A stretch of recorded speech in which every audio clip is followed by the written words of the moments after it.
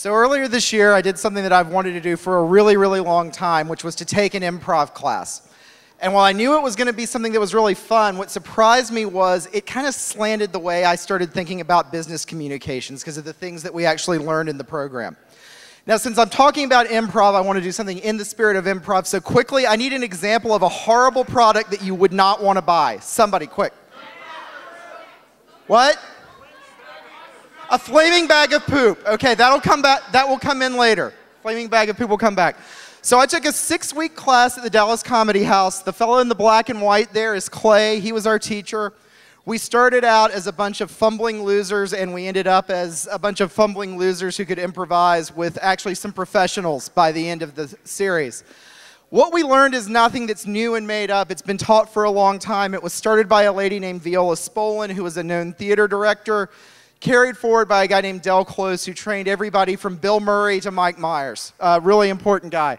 So even though the things you see on TV and in movies may not be improvised at the moment, everything you see on shows like Saturday Night Live and Spinal Tap, on the Colbert Report, even when you see Borat going out and assaulting people, all of that comes out of improv. And the basis of it is a really simple concept called yes and. And it's something that's easy to learn, but it's really hard to master. And this is not a substitute for real training. I'm going to give you a very quick look at it. Basically, with yes and, it means that the people in your scene, the people maybe that you're working with, you're never going to contradict them. You're never going to deny what they're saying. Whatever they're saying is absolutely true and real. And then you have to decide, if that's true, what else could be true? And since you're working without a net, when your partner gives you information, that's a gift. And what's the nice thing to do when you get a gift? Is to give a gift back. So you want to actually reciprocate that. And you do it over and over again. It's about agreement. This is probably my favorite example of yes and. That scene on SNL was not funny because of the fat guy dancing. It was funny because Patrick Swayze and the Chippendales execs took him seriously. And that's really the magic of it. To be a good improviser, you have to listen and you have to learn how to be specific. If you think you're going to start a scene about a bar and you say, boy, I'm thirsty, you may well find yourself in a desert. You've got to make it really specific. Also, to amplify something you weren't planning for, you've got to be creative. This is a scene we did where I thought we were in the Navy and on a boat, and it turned out we were lost kids in the woods. You've got to learn to be on your toes. That doesn't mean all ideas are good. I'll just let some of those sit there for a minute. But they're real, and you have to learn how to deal with them. So my aha moment, the thing that really changed things for me, was when Clay gave us the assignment to take this yes and concept and use it on unsuspecting people that we work with. Because most of the time when we interact in business, it's not yes and, it's no but. A lot of us in this room get paid a lot of money to tell people what's wrong with things, how things are broken, why they're not working.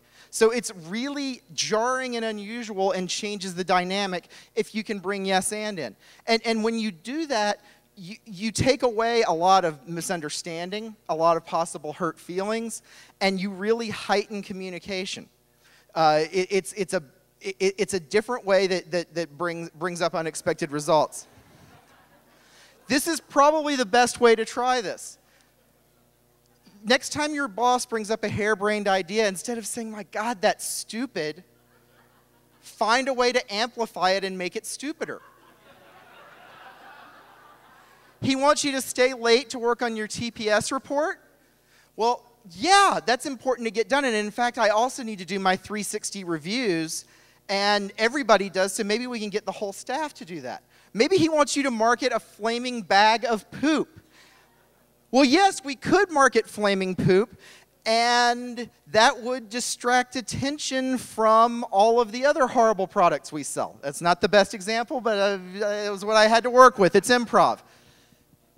When you bring this mindset to your business, I'm not saying be a Pollyanna and everything's good, but it brings a different mindset. It forces people to listen. It empowers everybody in your organization. And if nothing else, it'll break old patterns.